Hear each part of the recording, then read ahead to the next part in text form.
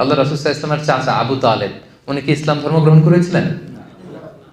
জানেন আপনারা, উনি কিন্তু ইসলাম ধর্ম গ্রহণ করেনি, মুশরিক ছিলেন। কি ছিলেন? শিরকের উপরই ইন্তেকাল করেছেন। এমনকি মৃত্যুর বিছানায় আল্লাহ রাসূল সাল্লাল্লাহু আলাইহি ওয়াসাল্লাম যে বললেন, চাচা একবার শুধু বলেন আশহাদু আল্লা ইলাহা ইল্লাল্লাহ ওয়া আশহাদু আন্না মুহাম্মাদান আবদুল্লাহি ওয়া রাসূলুহু, বাকিটা আমি আল্লাহর সাথে বুঝবো, শুধু একবার এটা আপনি আমাকে বলেন। কারণ আজীবন রাসূল সাল্লাল্লাহু আলাইহি ওয়াসাল্লামকে শেল্টার দিয়েছিলেন উনি, আর্থিক shelter, financial shelter, political shelter, social shelter. মানে নিজের বাবা যেরকম সন্তানকে আগলে রাখে, রাসূল সাল্লাল্লাহু আলাইহি ওয়াসাল্লামের চাচা আবু তালেব আগলে রেখেছিলেন, কিন্তু ইসলাম ধর্ম গ্রহণ করেননি।